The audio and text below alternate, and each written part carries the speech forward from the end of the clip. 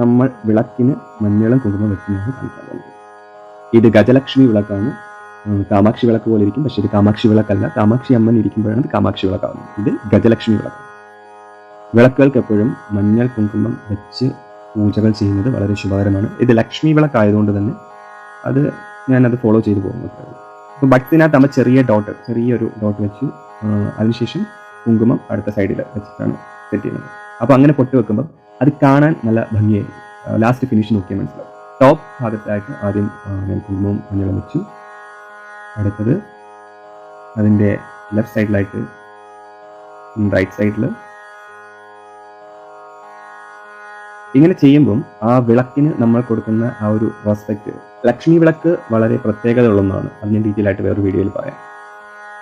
So തമിഴ്നാട്ടിൽ ഈ ഒരു രീതിയാണ് ഫോളോ ചെയ്യുന്നത്. മലയാളികൾ ഒഴിച്ച് മറ്റുള്ള സ്റ്റേറ്റ്സിലെ എല്ലാവരും പൂജ ചെയ്യുന്ന സമയത്ത് വിളക്കുകൾ ഇങ്ങനെയാണ് സെറ്റ് ചെയ്യുന്നത്. അത് ഞാൻ ഡയറക്റ്റ് കണ്ട് എനിക്ക് ഇഷ്ടപ്പെട്ടു, ഞാൻ ഫോളോ ചെയ്യുന്നു. അത് കാണുന്ന ഒരു ഭംഗിയാണ്. പിന്നെ ഈ ലക്ഷ്മി വിളക്ക് എന്ന് പറയുമ്പോൾ തന്നെ ആ ലക്ഷ്മി ദേവി ഇരിക്കുമ്പോൾ അത് ആ ഒരു രീതിയിൽ അലങ്കരിച്ച് സെറ്റ് ചെയ്ത് വെക്കുമ്പോൾ അതൊരു പവർഫുള്ളാണ് കാണാൻ.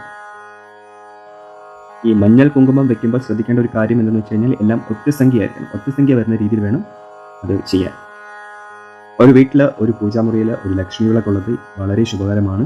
ലക്ഷ്മി വിളക്കിൽ സാക്ഷാൽ മഹാലക്ഷ്മി കുടികൊള്ളും എന്നാണ് പറയുന്നത്. ചില പ്രത്യേക ദിവസങ്ങളിൽ ഞാനിപ്പോൾ കാണിച്ച ആ ഒരു പോർഷനിൽ മഞ്ഞൾ തേച്ചിട്ട് ഞാൻ മഞ്ഞൾ കുങ്കുമം വെക്കാറുണ്ട്. ചില സമയത്ത് അവിടെ പൂ വെച്ചിട്ടായിരിക്കും ഡെക്കറേഷൻ ചെയ്യുന്നത്. ഇപ്പോൾ സാധാരണ രീതിയിൽ ഒരു ഫ്രൈഡേയിൽ എല്ലാ ദിവസവും ചെയ്യുന്നതുകൊണ്ട് ഇങ്ങനെയാണ് ചെയ്തു പോകുന്നത്.